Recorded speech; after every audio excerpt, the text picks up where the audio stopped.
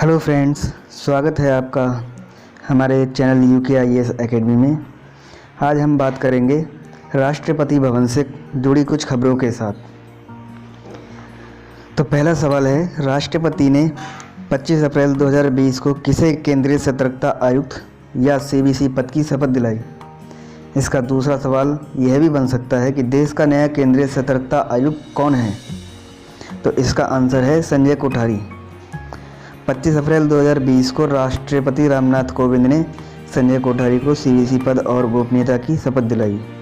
इससे पहले वह राष्ट्रपति के सचिव के रूप में कार्यरत थे। उन्हें प्रधानमंत्री नरेंद्र मोदी की अध्यक्षता वाली उच्च स्तरीय समिति द्वारा नए केंद्रीय सतर्कता आयुक्त के रूप में चुना गया था। ये पद KV चौधरी का कार्यकाल पूरा होने के बाद पिछले साल जून 2019 से खाली था। संजय कोठारी हरियाणा कैडर के 1978 बैच के रिटायर IAS अधिकारी हैं। वे जून 2016 में रिटायर हुए थे। क्या है केंद्रीय सतर्कता आयोग? केंद्रीय सतर्कता आयोग CBC भ्रष्टाचार गतिविधियों पर निगरानी रखने वाली एक स्वायत्त संस्था है। यह भारत में भ्रष्टाचार रोधी सर्वोच्च सरकारी निकाय है। इसकी स्थापना 1964 में सरकार में होने वाले भ्रष्टाचार से निपटने के लिए की गई थी। यह किसी भी कार्यकारी प्राधिकारी के नियंत्रण से ऐसे ही वीडियो देखने के लिए हमारे चैनल को सब्सक्राइब करें और लाइक करें और इस वीडियो को ज़्यादा से ज़्यादा लोगों तक शेयर करें। बात करते हैं बॉम्बे हाई कोर्ट की। तो बॉम्बे हाई कोर्ट का नया मुख्य न्यायाधीश किसे नियुक्त किया गया है? तो इसका आंसर होगा A, जस्टिस दीपंकर दत्त को। वह 28 अप्रैल 2020 को शपथ लेंगे। इससे पहले तक वह कोलकाता हाई कोर्ट के जज थे। सुप्रीम कोर्ट कॉलेजियम की सिफारिश पर उनकी नियुक्ति का नोटिफिकेशन केंद्र सरकार ने जारी कर दिया है। बात जब महाराष्ट्र की हो रही है तो उसके लिए 2-3 क्वेश्चन और याद कर लेते हैं। महाराष्ट्र की राजधानी मुंबई है। वहाँ के गवर्नर भगत सिंह कोश्यारी, मुख्यमंत्री उद्धव ठाकरे, उप मुख्यमंत्री अजीत पवार हैं। बात करते हैं मेघालय की। तो मेघालय हाईकोर्ट के नए चीफ जस्टिस कौन हैं?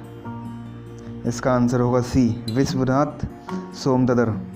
अब तक वह इलाहाबाद हाई कोर्ट में जज थे। अब बात करते हैं मेघालय की। मेघालय के राजधानी शिलोंग, मुख्यमंत्री कॉनराड संगमा, राज्यपाल तथागत रॉय। बात करते हैं उड़ीसा की। उड़ीसा उच्च न्यायालय का नया चीफ जस्टिस किसे नियुक्त किया गया है?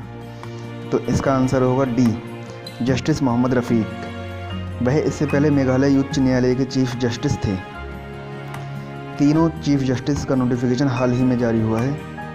बात जब उड़ीसा की हो रही है तो उसकी राजधानी है भुवनेश्वर, राज्यपाल गणेश लाल, मुख्यमंत्री नवीन पटनायक। अब बात करते हैं अर्थशास्त्र की। किस म्यूचुअल फंड कंपनी ने भारत में कोविड-19 महामारी की वजह से अपनी 6 क्रेडिट फंडों की स्कीमों को बंद कर दिया? तो इसका आंसर है A, Franklin Templeton mutual fund. इसका आंसर है फ्रैंकलिन टेम्पल्टन म्यूचुअल फंड। माना जा रहा है कि यह फैसला समूचे म्यूचुअल फंड उद्योग के लिए खतरे की घंटी है। फ्रैंकलिन टेम्पल्टन अमेरिकी होल्डिंग कंपनी है।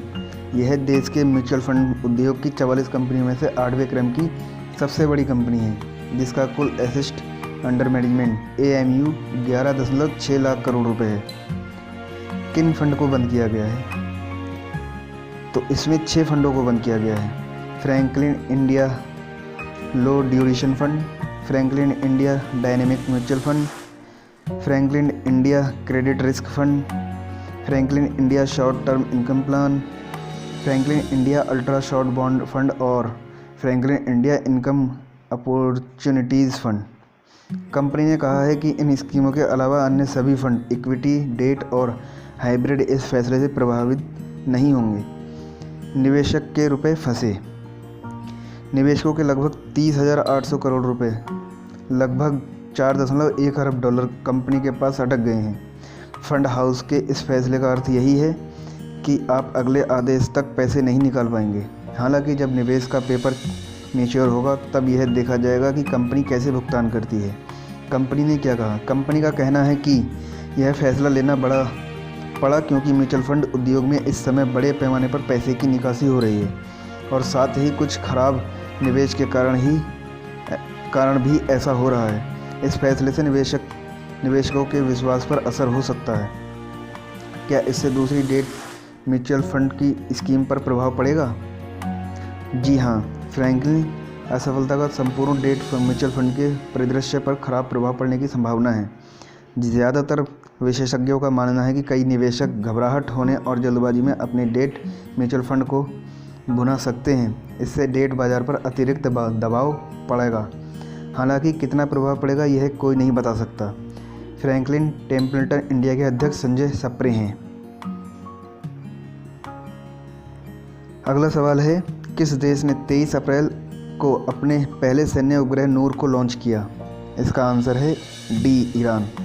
कोरोना वायरस की वैश्विक महामारी और अमेरिका के साथ व्यापक तनाव के बीच ईरान ने सैटेलाइट अंतरिक्ष में स्थापित किया है। रिवॉल्यूशनरी गार्ड ने 23 अप्रैल को उपग्रह को लॉन्च किया है। उपग्रह सफलतापूर्वक पृथ्वी की सतह से 425 किलोमीटर यानी 264 मील की कक्षा में पहुंच गया है। इससे अमेरिका भड़क उठा। सैटेलाइट की सफल लॉन्चिंग से अमेरिका टेंशन में आ गया है। अमेरिकी प्रेसिडेंट डोनाल्ड ट्रंप ने कहा है कि जिस तकनीक का इस्तेमाल सैटेलाइट लॉन्च में किया गया है उससे ईरान को इंटर कॉन्टिनेंटल बैलिस्टिक मिसाइल बनाने में मदद मिल सकती है। ट्रंप ने कहा कि इस वजह से ये सैटेलाइट लॉन्च संयुक्त राष्ट्र सुरक्षा परिषद के प्रस्ताव का उल्लंघन है, जिसमें कहा गया है कि ईरान ऐसे बैलिस्टिक मिसाइल से जुड़ी कोई गतिविधि में शामिल नहीं होगा जो परमाणु हथियार ले जाने में सक्षम हो। अमेरिका और ईरान के बीच में पिछले हफ्ते फारस की खाड़ी में अमेरिकी युद्धपोतों के साथ तनावपूर्ण मुठभेड़ हुई थी। इससे तनाव काफ़ी ज़्यादा था। ईरान ने कहा यह यूएस के प्रस्ताव का उल्लंघन नहीं। हालांकि ईरान ने संयुक्त राष्ट्र के प्रस्ताव के उल्लंघन से इनकार किया है। ईरान का कहना है कि उसका अंतरिक्ष कार्यक्रम पूरी तरह शांतिपूर्ण है और उसका परमाणु हथियार विकसित करने का कोई इरादा नहीं है। पिछले साल नाकाम हो गया था ईरान। पिछले साल ईरान ने 2 अन्य उपग्रहों को लॉन्च करने की कोशिश की थी जो नाकाम रही थी। उस वक्त का एक रहस्यमय धमाका भी हुआ था जिसमें एक सैटेलाइट लॉन्च व्हीकल नष्ट हो गया था।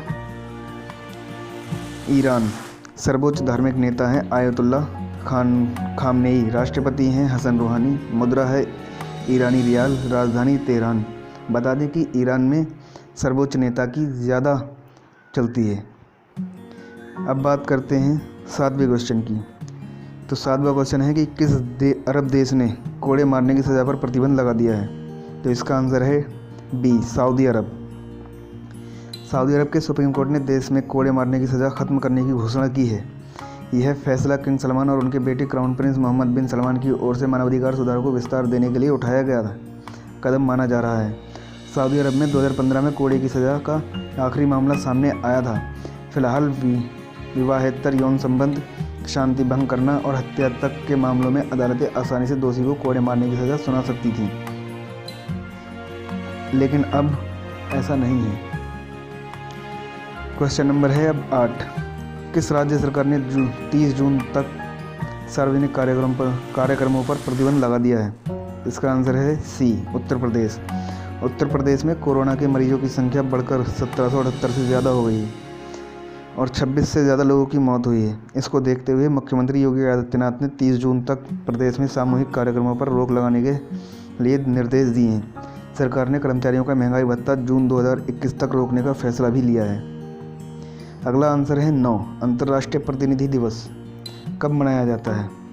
तो इसका आंसर है 25 अप्रैल। यह दिवस संयुक्त राष्ट्र में सदस्य राष्ट्रों के प्रतिनिधियों की भूमिका के बारे में जागरूकता बढ़ाने के लिए मनाया जाता है। इस दिन क्यों आयोजन? इस वर्ष सैन फ्रांसिस्को सम्मेलन की 75वीं वर्षगांठ है। सैन फ्रांसिस्को में 25 अप्रैल 1945 को पहली बार 50 देशों के प्रतिनिधि इकट्ठा हुए थे।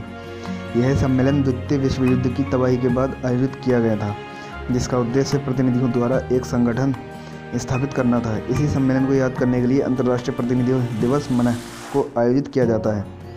अगला है संयुक्त राष्ट्र। महासचिव एंटोनियो गुटेरेस, स्थापना 24 अक्टूबर 1945। अगला सवाल, विश्व मलेरिया दिवस कब मनाया जाता है? इसका आंसर है सी, 25 अप्रैल।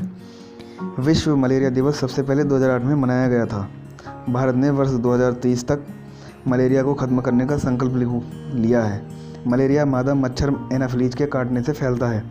इन मच्छरों में प्लाज्मोडियम पैरासाइट पाया जाता है जो ब्लड से होकर शरीर में फैल जाता है। खासकर लीवर में पहुंचकर यह स्थायी हो जाता है। इसके बाद यह आरबीसी को संक्रमित करने लगता है। इससे लाल रक्त कोशिकाओं के अंदर के परजीवी कई गुना बढ़ जाते हैं, जिससे संक्रमित कोशिकाएं फट जाती हैं। पैरासाइट लाल रक्त कोशिकाओं को संक्रमित करना जारी रखते हैं, जिससे परिणाम स्वरूप ऐसे लक्षण होते हैं जो एक समय में 2 से 3 दिन तक रहते हैं। मलेरिया 4 तरह के पैरासाइट से फैलता है। फ्रेंड्स, ऐसे ही वीडियो देखने के लिए हमारे चैनल को सब्सक्राइब करें और लाइक करें, और इस वीडियो को ज़्यादा से ज़्यादा लोगों तक शेयर करें।